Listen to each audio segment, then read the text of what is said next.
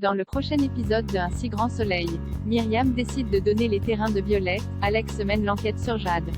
Attention, les paragraphes qui suivent contiennent des spoilers sur l'épisode d'Un si grand soleil diffusé demain soir sur France 2.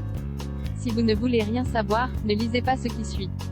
Mardi 28 septembre dans Un si grand soleil, Myriam décide de donner les terrains de Violette. Céline ayant retiré sa plainte, le procureur a décidé d'abandonner les poursuites et a levé la mise en examen de Claire et Myriam.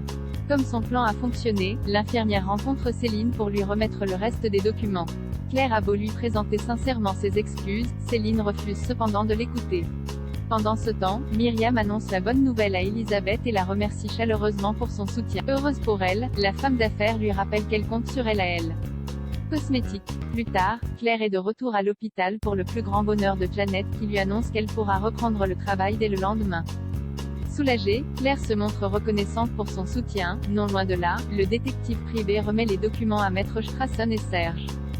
Ce dernier promet alors d'être plus prudent à l'avenir. De son côté, Manu accepte de garder sa fille pour que Laetitia puisse partir en week-end romantique avec Serge à Carcassonne. En fin de journée, Myriam informe Céline qu'elle a passé un accord avec une association de défense de l'environnement.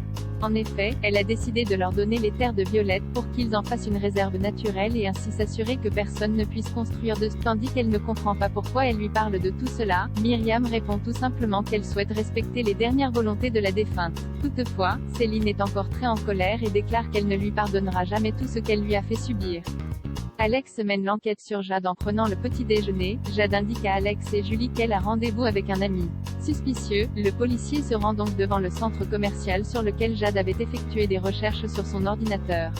Et Alex a eu raison de suivre son intuition. En effet, il aperçoit Jade et son complice repérer les caméras de surveillance du supermarché pour braquer le convoyeur de fonds d'ici une semaine.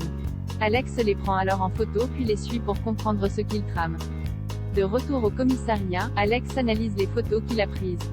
En effectuant des recherches sur le complice de Jade, il découvre qu'il se prénomme Arnaud et qu'il est bien connu des services de police pour plusieurs vols à main armée ainsi que trafic de drogue. Comme il craint qu'il prépare un nouveau braquage, Alex contacte sa cousine et la questionne sur le supermarché dans lequel elle travaillait avant d'intégrer elle. Cosmétique. Myriam lui explique alors en détail comment se déroulent les transferts de fonds du magasin. En rentrant, Alex fait croire à Jade que l'un de ses collègues s'est fait arrêter pour avoir volé des bijoux à un client. Mais Julie, qui a bien compris les allusions de son compagnon, lui demande d'arrêter ses sous-entendus, et de le menacer de le quitter s'il continuait de se mêler des affaires de Jade.